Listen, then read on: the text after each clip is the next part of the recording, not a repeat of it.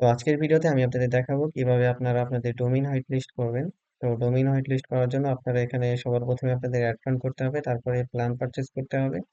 এই দুই ভিডিও আমাদের চ্যানেলে পূর্বেই দেওয়া আছে, আপনারা চাইলে দেখে নিতে পারেন। এরপর আপনারা ডোমেইন, এখানে আপনারা অ্যাড ডোমেইন একটি অপশন, এখানে সবার প্রথমে আপনারা আপনাদের লোগোটি সিলেক্ট করে নেবেন।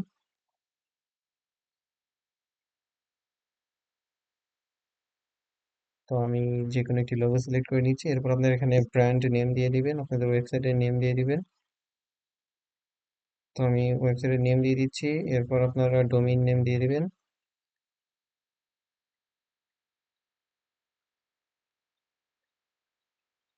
এরপর আপনাদের ইমেইল অ্যাড্রেস দিয়ে দিবেন।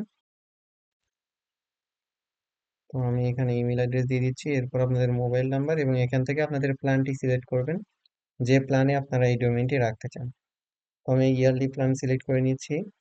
এরপর আপনারা এখানে চাইলে চার্জ রাখতে পারেন, ফ্ল্যাট অর্থ আপনাদের পেমেন্টের সঙ্গে সরাসরি কত US ডলার চার্জ অ্যাড হবে, এবং পার্সেন্টেজ অর্থ হচ্ছে আপনাদের যে পেমেন্ট অ্যামাউন্ট সেটার কত পার্সেন্ট চার্জ হিসেবে অ্যাড হবে। তো আপনারা চাইলে এটা জিরো রাখতে পারেন, কিংবা আপনারা চাইলে এখানে আপনারা যত পার্সেন্ট চার্জ রাখতে চান সেটা দিতে পারেন। তো আমি এখানে জিরো দিয়ে দিচ্ছি। দিয়ে আপনারা এখানে হোয়াইট লিস্ট ডোমেইন এখানে ক্লিক করে দিবেন। এখানে ক্লিক করে দেখতে পাচ্ছেন ডোমেইন অ্যাড্রেস সাকসেসফুলি এবং আমার অলরেডি অ্যাড হয়ে গেছে। এরপর আপনারা এখানে এডিট, এবং এখান থেকে আপনারা পেমেন্ট পেজের কালার চেঞ্জ করতে পারবেন। আমি যদি আপনাদের দেখাই, আমরা যদি অ্যাড ফান্ডে চলে যাই,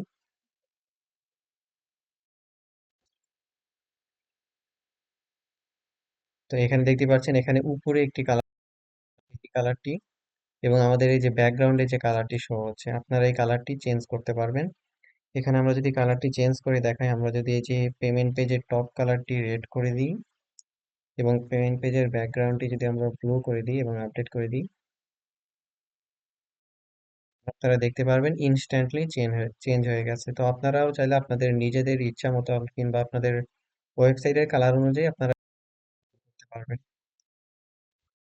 এখন কালারটি আগের মতোই রেখে দিচ্ছি, যেহেতু আমি এখন চেঞ্জ করতে চাচ্ছি না।